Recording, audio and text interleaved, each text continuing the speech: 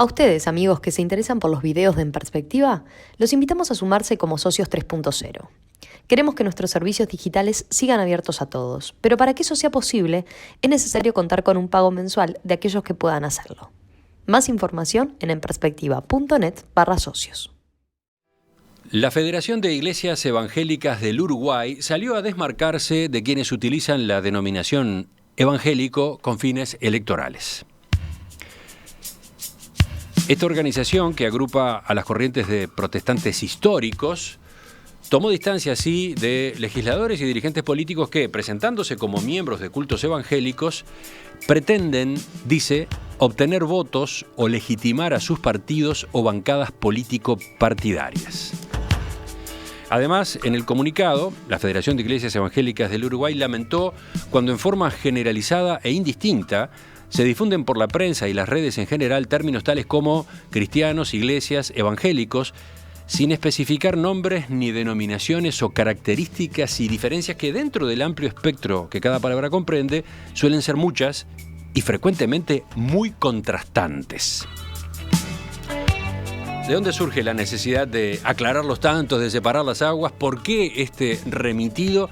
Vamos a conversar en los próximos minutos con Hugo Armand Pilón, pastor de la Iglesia Evangélica Valdense, presidente de la Federación de Iglesias Evangélicas del Uruguay. Pastor Armand Pilón, buen día. Gracias por acompañarnos. Bueno, buenos días. Muchas gracias a ustedes por invitarnos también. ¿Qué le parece si para empezar detallamos, explicamos qué es esta Federación de Iglesias Evangélicas? Bueno, la Federación de Iglesias Evangélicas surge a partir de los años 1956 como organización nacional, junto o al mismo tiempo que las federaciones en Argentina y en Uruguay. En ese momento el protestantismo estaba relacionado a nivel continental y en ese momento surgen las federaciones nacionales. Estamos hablando de las iglesias, como tú mencionabas, históricas, o del protestantismo tradicional, metodistas, luteranas, reformadas, podríamos decir aquellas, excepto la iglesia valdense, que viene antes de la Reforma, pero de la Reforma protestante del siglo XVI. Uh-huh. A ver, tengo una lista acá, es larga, pero la Iglesia Evangélica Valdense, que usted integra. Sí, exactamente. La Iglesia Metodista del Uruguay. Sí. La Iglesia Evangélica del Río de la Plata. Exactamente. Congregación Evangélica Alemana de Montevideo. Iglesia Evangélica Luterana, ¿no? Luterana Unida, sí. Sí. ¿Qué más? Iglesia Pentecostal Naciente, es una iglesia que también tiene presencia aquí en Uruguay, en Brasil y en Argentina. La Congregación Evangélica Armenia, la primera Congregación Evangélica Armenia, y el Ejército de Salvación. Esas son las iglesias que lo integran, además después de tener algunas entidades adherentes como el Hospital Evangélico, Asociación Cristiana de Jóvenes, la Fundación Gerontológica Evangélica del Uruguay, Sociedades Bíblicas del Uruguay y Juventud para Cristo, ¿no? Uh-huh. Entonces, con ese mapa, con esa lista de instituciones, creo que el oyente se va haciendo una idea. Pero, obviamente, la primera conclusión es que se llama Federación de Iglesias Evangélicas, pero no están todas las iglesias evangélicas. Exactamente. O todas las iglesias que solemos denominar evangélicas, ¿no? En términos generales. Entonces, ¿cómo ubicamos a esta federación o a estas iglesias en el, no sé, en el mapa religioso de nuestro país? Una primera distinción muy importante, digamos, que son las iglesias que en su mayoría, desde principios del siglo XX, se embarcan en el movimiento ecuménico a nivel mundial. O sea, Consejo Mundial de Iglesias, que tiene su origen, podríamos decir, en los movimientos del protestantismo europeo y norteamericano a principios del siglo XX, en dos raíces básicamente, en colaboración en la vida y misión y en fe y constitución, que es el estudio doctrinario de las iglesias, en vistas de un acercamiento que se le va a llamar movimiento ecuménico. Y ecuménico viene de ecumene, que era una palabra griega que se usaba para todo el mundo conocido. A veces la palabra se utiliza también en los grandes congresos de naciones, es decir, por la diversidad que comprende. Y en 1948 se funda el Consejo Mundial de Iglesia, que agrupa unas 300 y algo de iglesias o denominaciones, podríamos decir, que comprenden las iglesias reformadas, sea luteranas, o propiamente reformada, como se le llama a las calvinistas, presbiterianas, y también iglesias pentecostales. Iglesias pentecostales podríamos decir ecuménicas, que utilizan esta palabra inclusive como la pentecostal naciente que está en la federación. Y después, en el Consejo Mundial de Iglesias, es interesante que se integran las iglesias ortodoxas, la iglesia ortodoxa rusa, la iglesia ortodoxa ecuménica, la iglesia ortodoxa griega, y así, bueno, esas iglesias son, podríamos decir, para una gran distinción, las iglesias que después forman las federaciones. ¿Sí? Pero si venimos a nuestro país, hay otras tendencias protestantes. Bueno, por supuesto, hay, digamos, otras iglesias también que provienen, podríamos decir, del protestantismo, de la Reforma del siglo XVI, pero sobre todo con una influencia, yo diría, más norteamericana o del evangelismo de los Estados Unidos, después a través de diferentes canales, y también las iglesias pentecostales, que en Latinoamérica han desarrollado un perfil propio muy particular, especialmente en Chile, y como vemos también en Brasil, un país muy grande, muy libre, pero también Argentina, Paraguay. ¿Qué quiere decir iglesias pentecostales? Pentecostales es un movimiento que surge, podríamos decir, también en el siglo XIX, en diferentes lugares, porque se da en Europa, se da en Estados Unidos y se da en Latinoamérica a su manera también, que enfatizan la persona del Espíritu. Si en el cristianismo hay tres personas por las cuales Dios, decimos la famosa Trinidad, Padre, Hijo y Espíritu Santo, son aquellas que enfatizan la persona del Espíritu, como el Espíritu ese que sopla, que inspira y que no sabemos de dónde viene ni a dónde va, pero que es capaz de suscitar renovación, suscitar despertares, como suele decirse en las iglesias protestantes, esos reavivamientos que producen después también grandes divisiones, ¿no? Pero yo le preguntaba qué son entonces las pentecostales. Son aquellas iglesias que tienen al Espíritu como fundamental en su concepción, en su concepción de la vida de la iglesia, y entonces celebran el Pentecostés o la venida del Espíritu Santo según el Evangelio de Lucas y el libro de los Hechos, y bueno, podríamos definirlas de esa manera, ¿no?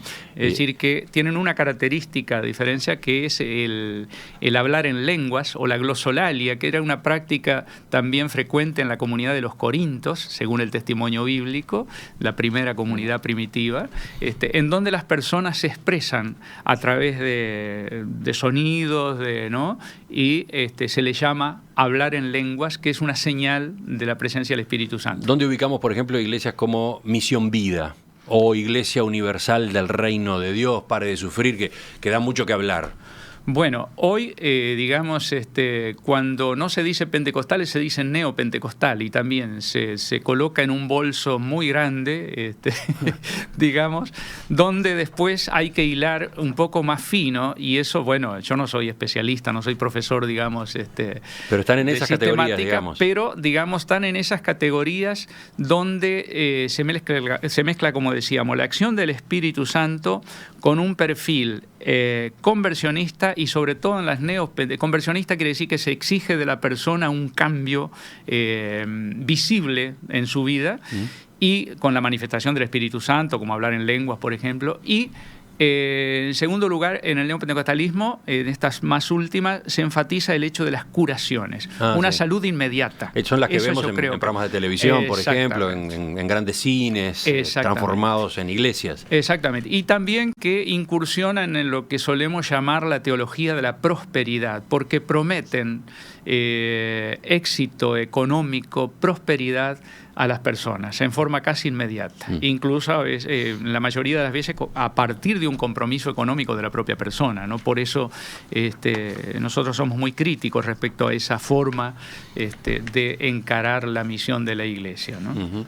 ¿Cómo es el vínculo, por ejemplo, entre las iglesias de la Federación de Iglesias Evangélicas y estas otras que veníamos mencionando recién? Bueno, hay, como digo, diferentes agrupamientos, agrupamientos más formales, como puede ser la Comisión de representatividad evangélica, que nuclea un núcleo importante de iglesias evangélicas y que tiene podríamos decir, una integración formal o un contacto formal con los cuales nosotros hemos tenido diálogos. Y tenemos, de alguna manera, con muchos dirigentes, hemos celebrado acciones en conjunto, por ejemplo, un acto que hicimos junto con la Iglesia Católica y la Iglesia Anglicana también en memoria de Mandela, por ejemplo. Entonces hay contactos. Pero no entiendo que no con todas estas que hemos venido mencionando. Evidentemente, cuando nosotros hacemos este desmarcamiento o esta diferenciación, es porque consideramos necesario solamente desmarcarnos con aquellas tendencias más profundas o que enfatizan más esa participación político-partidaria y la mezclan justamente o se utiliza el nombre de evangélicos con esos fines y en ese ámbito. Justamente, ¿no? Vayamos al comunicado. El 18 de octubre, la Federación de Iglesias Evangélicas del Uruguay, que usted preside, lanzó este comunicado de 3 puntos en el que sobre todo se desmarca de las organizaciones, iglesias, movimientos o personas que, definidas como evangélicos, pretenden utilizar esa denominación para obtener votos o para legitimar partidos o bancadas político-partidarias.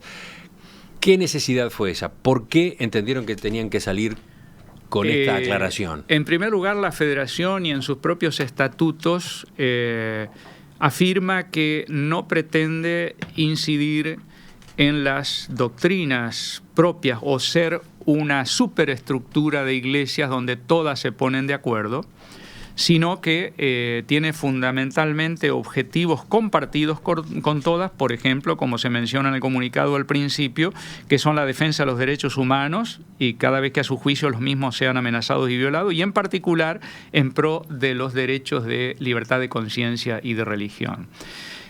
A partir de allí, entonces, es que la Federación defiende el derecho de las personas de decidir independientemente de la pertenencia a su denominación sobre las cuestiones ciudadanas que le corresponden, ¿no?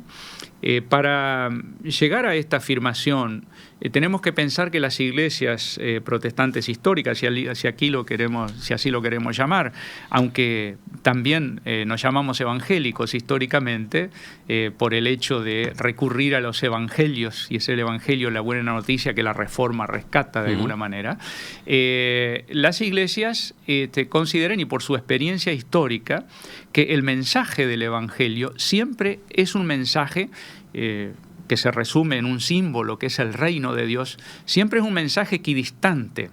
No es un mensaje, la iglesia no puede identificarse con el reino de Dios, nunca. Y menos el reino de Dios con un partido o un proyecto político. Por lo tanto, siempre hay una distancia que se resuelve en términos de tensión y en donde las personas son las que resuelven con esa tensión como ciudadanos del reino, ¿no? Por la fe, pero a su vez, concretamente como ciudadanos de un país, son las que resuelven esa tensión a partir de sus propias decisiones. Es una realidad que en Uruguay se habla, se percibe, se observa una presencia creciente de las iglesias evangélicas en la política, ¿no? Entonces ustedes lo que hacen es colocarse al margen. Exactamente. Aquí ¿Reconocen que existe ese fenómeno? Por supuesto, y por eso nosotros nos desmarcamos. No tiene el nivel de Brasil, no tiene la incidencia, el peso que sí, por ejemplo, se ha dado recientemente en Brasil, pero es un fenómeno que ustedes entienden está pasando acá. Sí, porque tiene su influencia, ¿no? Tiene su influencia. Tenemos que pensar que la influencia, digamos, internacional en el tiempo de la globalización es inevitable, ¿no? En los años 60 se hablaba del fenómeno reflejo, decían los sociólogos, que era el que los países, ¿no?, del sur copiaban las formas de vida, los estilos. Bueno, lo mismo ocurre con la religión y sobre todo a partir de las tareas misioneras de las iglesias. Pero aquí hay un fenómeno también dentro del protestantismo que es muy importante de mencionar, que es el fundamentalismo. El fundamentalismo históricamente dentro de las iglesias protestantes y evangélicas tiene su origen en Estados Unidos, cuando un grupo de iglesias, viendo la tendencia que tenían las iglesias protestantes históricas, presbiterianas, el anglicanismo o la Iglesia de Cristo en Estados Unidos, que así se llama, iglesias metodistas, iglesias reformadas, iglesias luteranas, de comenzar a leer la Biblia en forma crítica, utilizando métodos histórico-críticos, un sector de esas iglesias reacciona, diciendo, hay principios que son intocables e incuestionables. Entonces, a partir de ahí, hay una publicación que comienza a principios del siglo XX que se llama Los Fundamentos o las Fundamentales, que son unas 6 o 7 afirmaciones, justamente donde se dice hay que creerlas sí o sí, pero no se puede cuestionar el texto bíblico, que para el protestantismo es muy importante porque es la referencia, digamos, de la revelación de Dios. Ahí está. A partir de allí, entonces, se crea una especie de distanciamiento que es el que da lugar, básicamente, a esta distinción entre las iglesias que posteriormente se llaman ecuménicas y aquellas que inclusive hablan negativamente del ecumenismo, porque incluso durante la Guerra Fría, precisamente se da un enfrentamiento por una utilización también de las iglesias en la polarización del mundo, ¿no? Si entiendo bien, estas iglesias que usted representa, la Iglesia Evangélica Valdense, la Metodista, la Iglesia Evangélica del Río de la Plata, rechazan el fundamentalismo, no comparten ese fundamentalismo. Exactamente. Aunque tenemos que darnos cuenta que la lectura de la Biblia, el recurrir a la Biblia como inspiradora, como testimonio de la palabra de Dios, pero no la palabra de Dios, podemos decir es parte, pero es un texto escrito por personas, digamos, ¿no? Aunque hayan sido inspiradas, ese texto es necesario leerlo desde un punto de vista crítico. Entonces, cuando en nuestras propias iglesias leemos la Biblia, también toda persona, todo creyente, en algún momento pasa por algún momento fundamentalista, porque necesita o se aferra a determinadas afirmaciones de la Biblia que le son básicas, digamos, para su espiritualidad, pero que con el tiempo, evidentemente, va comenzando a leerla de otra manera, ¿no? Si entiendo bien, esta diferencia con el fundamentalismo después se traduce en algunos asuntos políticos que han estado en debate, ¿no? Por ejemplo, ¿en qué actitud tienen estos dos tipos de iglesias ante la nueva agenda de derechos o ante la despenalización del aborto, ¿no? Son Totalmente. Dos asuntos donde estas dos iglesias van a tener actitudes distintas. Exactamente, totalmente. Sobre todo porque el fundamentalismo lo que hace es una cristalización de la lectura de la Biblia. Vamos a profundizar en esto dentro de unos minutos en la segunda parte. Recién yo le preguntaba por qué, ya entendimos por qué este comunicado, pero quiero ser un poquito más específico, Pastor Herman Filón. Hay algunos legisladores del Partido Nacional, en particular, que se denominan evangélicos, ¿no? Uno, Gerardo Amarilla, que integra la Iglesia Evangélica Bautista. Otro, Álvaro Dastugue, que integra la Iglesia Misión Vida. ¿El comunicado justamente está dirigido a separar las aguas con ellos? Es decir, cuando nosotros tratamos de desmarcarnos, no quiere decir que los evangélicos no tienen que participar en política. Quiere decir que no estamos de acuerdo con que se utilice la denominación evangélica en forma generalizada justamente para decir, por ejemplo, bueno, los evangélicos vamos a arreglar el país, los evangélicos, ¿no? Tenemos un proyecto y porque somos evangélicos o porque somos cristianos, vamos a ser mejores que los demás.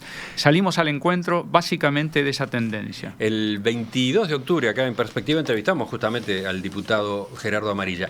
Él defendía la intervención de los religiosos en la política, pero aclaraba que no se efectúa en nombre de sus cultos, sino a nivel personal. ¿Lo escuchamos? La política no está vedada como ninguna otra actividad en la vida, no está vedada como cristianos, debemos actuar y debemos ser agentes de influencia. un poco lo que decía Jesús, debemos iluminar en donde creemos que hay tinieblas, ¿no? Entonces tenemos que llevar nuestra luz, nuestros principios, nuestros valores a las diferentes actividades, no como iglesia, no como institución que se mete en una actividad que no sería correcta, digamos, porque no está para eso la iglesia, sino los cristianos en forma independiente, en forma individual, pero con sus valores y sus principios reflejados en el ámbito del arte, de la cultura, de la empresa y también de la política. ¿Cómo observa esa puntualización? Bueno, yo creo que la puntualización es importante y uno podría compartirla, digamos, ¿no?, en términos generales, pero no es lo que realmente ha sucedido, porque al menos la difusión que se le ha dado y de qué manera se habla y se ha hablado a través de los medios de las iglesias evangélicas, no es eso lo que ha aparecido, ¿no? Entonces yo creo que aquí no solamente se trata de decir o declarar algo, sino que después hay que practicarlo, ¿no? A ver, sí, por eso. ¿Y cuál es el límite, no? Usted ya avanzaba algo, pero quiero ser un poco más preciso, si es posible. Sí, sí. En otras épocas del país, varias figuras de las iglesias de la Federación Evangélica tuvieron protagonismo público en debates políticos, ¿no? Pienso, por ejemplo, en el pastor Emilio Castro, de la Iglesia Metodista, en los años 60, en los años 70, o en el pastor Adhémar Olivera, durante la dictadura y después ya en democracia, vinculado a organizaciones de defensa de los derechos humanos. Sí, totalmente. Pero yo no recuerdo, o al menos no sé, no tengo datos que la Iglesia Metodista haya salido como Iglesia Metodista, digamos, diciendo, bueno, los metodistas queremos ocupar un cargo en el Parlamento para entonces transformar el Parlamento. Yo no conozco ninguna de esas expresiones.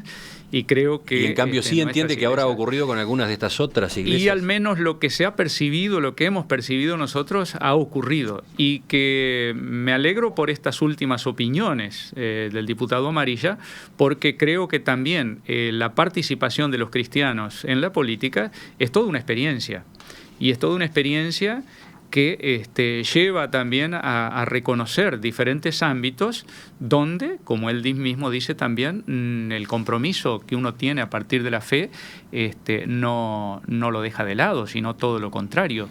Pero de acuerdo a la filosofía, de alguna manera, que el protestantismo histórico tiene, Jesús nunca nos enseñó a hacer publicidad de aquello que hacíamos. Al contrario, nos decía que tu mano derecha no sepa lo que hace tu izquierda. Y básicamente la tarea de la Iglesia en la sociedad es servicio. Uh-huh. Es tarea, de hecho, los ministerio viene de servicio.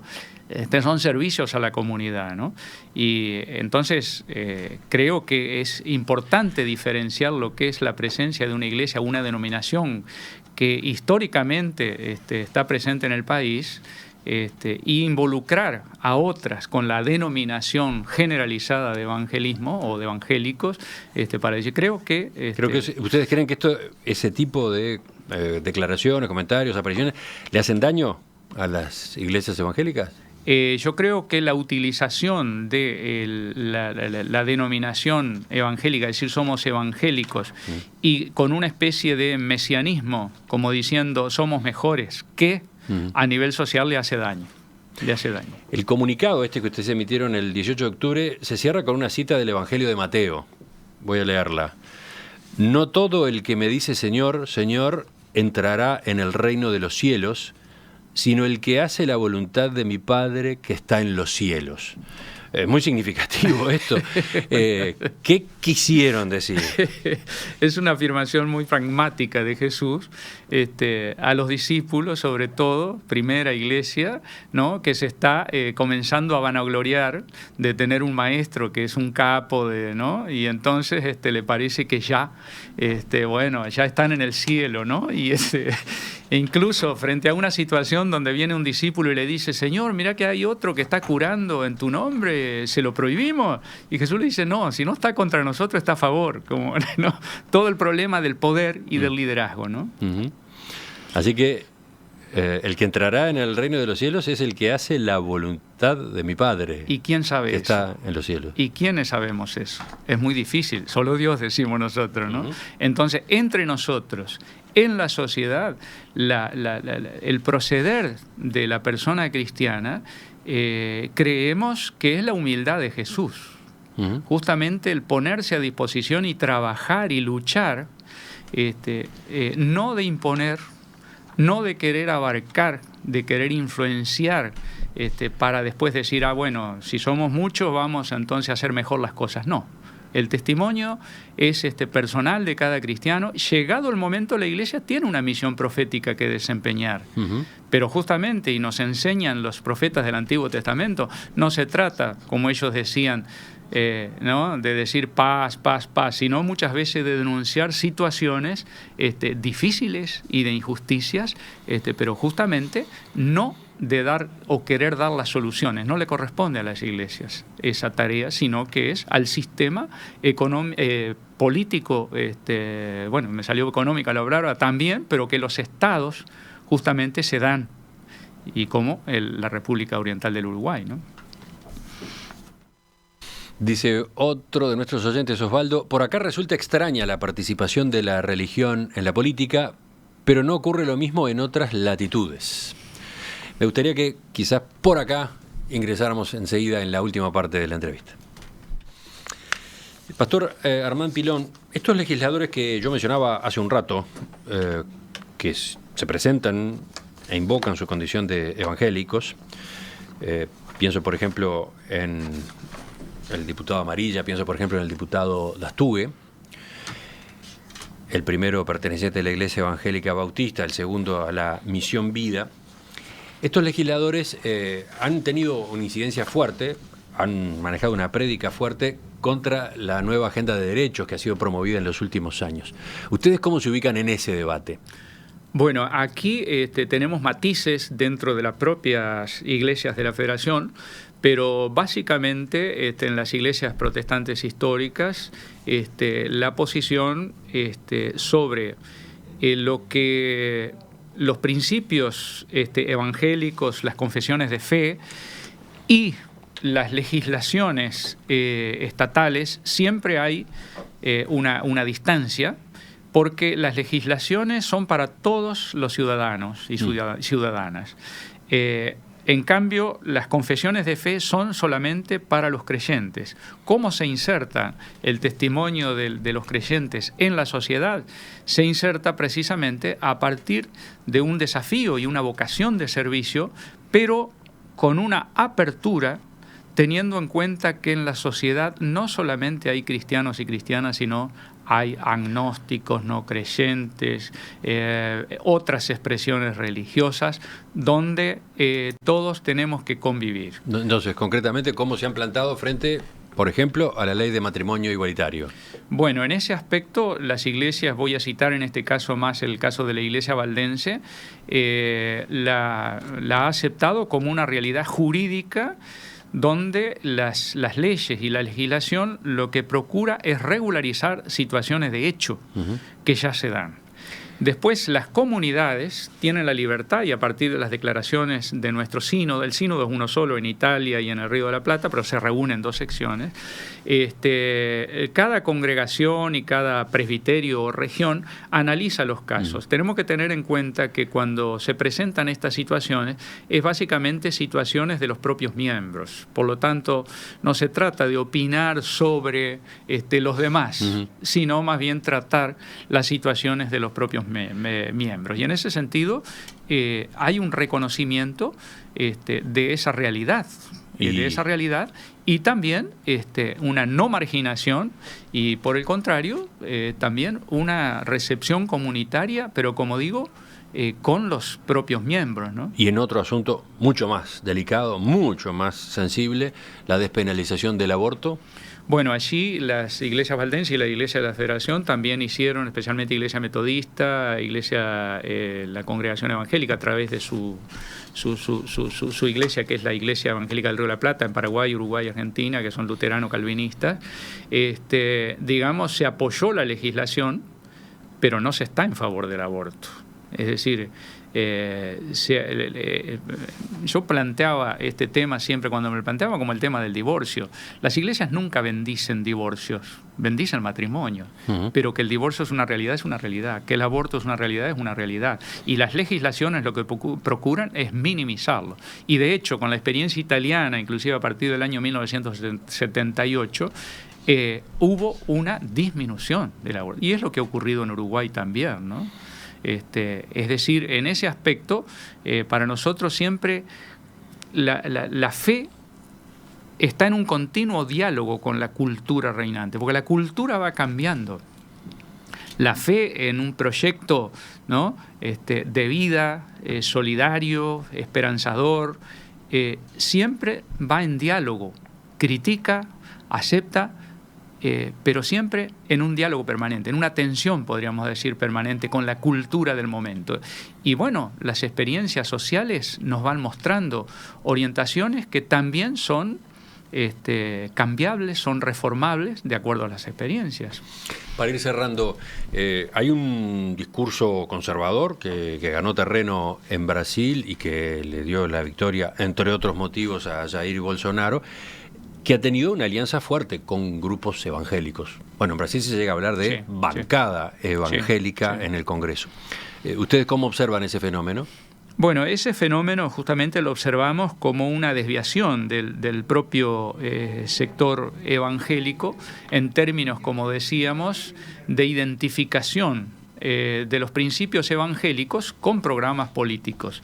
Estoy de acuerdo que frente al evangelio nunca somos neutrales, pero es un terreno, como vuelvo otra vez, donde cada ciudadano y cada ciudadana debe decidir. Pero entonces, no es casualidad que ustedes hayan sacado este comunicado el 18 de octubre. Claro. El comunicado sale por situaciones que estaban dándose acá en nuestro país en los últimos años o meses, pero en particular sale por el contexto regional. Y la influencia que el contexto regional también tiene en nuestro lugar. Y el problema básico desde la perspectiva protestante, como digo, es esa identificación en términos de valores, en términos, ¿no?, que según la lectura de la Biblia que se haga, como digo, no se puede hacer, con proyectos político-partidarios.